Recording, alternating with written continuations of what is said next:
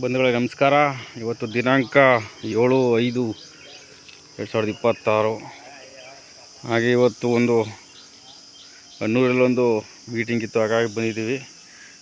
ಹೊನ್ನೂರು ಪ್ರಕಾಶ್ ಅವರ ಜಮೀನು ಇದು ನೋಡ್ತಾ ಇದ್ದೀರಾ ನೀವು. ಇದೇ ರೈತ ಹೋರಾಟಗಾರರಾದಂಥ ಹೊನ್ನೂರು ಪ್ರಕಾಶ್ ಅವರ ಜಮೀನಿಗೆ ಬಂದಿದ್ದೀವಿ. ಬಂಧುಗಳೇ ನೋಡ್ತಾ ಇರ್ಬೋದು ನೀವು ಎಲ್ಲ. ಇವು ಜೀವಾಮೃತದ ಒಂದು ತೊಟ್ಟಿಗಳನ್ನ ನೀವು ನೋಡ್ತಾ ಇದ್ದೀರಾ. ಯಾವ ರೀತಿ ಇವರು ಸಿದ್ಧಪಡಿಸ್ಕೊಂಡಿದ್ದಾರೆ ಜಮೀನಲ್ಲಿ ಬಿಡುವಕ್ಕೆ ಅಂತ.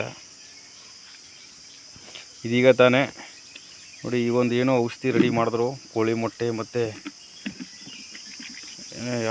ಇವು ವಿಷಯಗಳು ನಮಗೂ ಸರಿಯಾಗಿ ಗೊತ್ತಾಯ್ತಿಲ್ಲ ನೋಡಿ. ಎಲ್ಲ ಜೀವಾಮೃತ ಸಾಕಷ್ಟು ಎಲ್ಲವನ್ನು ಜಮೀನಲ್ಲೇ ಸಿದ್ಧಪಡಿಸ್ತಾರೆ.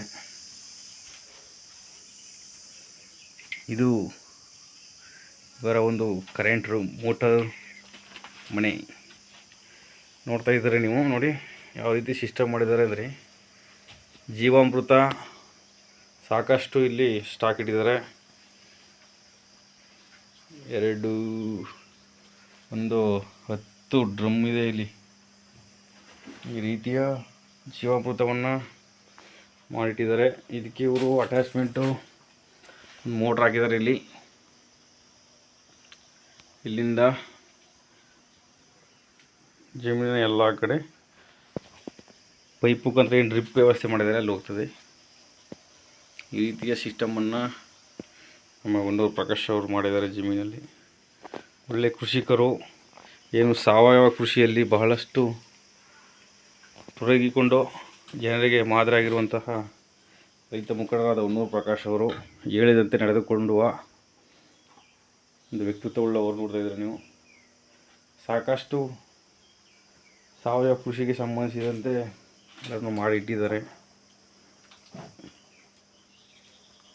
ಬರ್ತಾರೆ ಅವ್ರು ಬಂದಾಗ ಇದನ್ನೆಲ್ಲ ವಿವರ್ಸ್ಗಳನ್ನ ನಮ್ಗೆ ಸರಿಯಾಗಿ ಗೊತ್ತಾಯ್ತಿಲ್ಲ ಮಾಹಿತಿ ಇವು.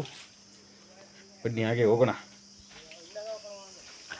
ಸೊ ಹಾಗಾಗಿ ಇವತ್ತು ಹೀಗೆ ಅವರ ಜಮೀನಿಗೆ ನಾವು ಭೇಟಿ ನೀಡಿದ್ದೋ ನೋಡ್ತಾ ಇರ್ಬೋದು ನೀವು. ಇದೀಗ ಒಂದು ಸಿಂಪಡಣೆ ಮಾಡಿದ್ರು. ಏನು ಇದು ನಾಟಿ ಕೋಳಿ ಮೊಟ್ಟೆಯಿಂದ.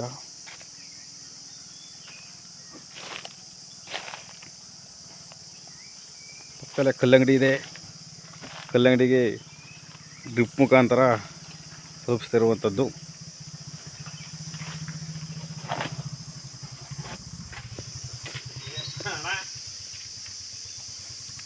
ಬನ್ನಿ ಈಗ ಡ್ರಿಪ್ ಮುಖಾಂತರ ಯಾವ ರೀತಿ ಹೋಯ್ತದೆ ಅಂತ ನೋಡೋಣ.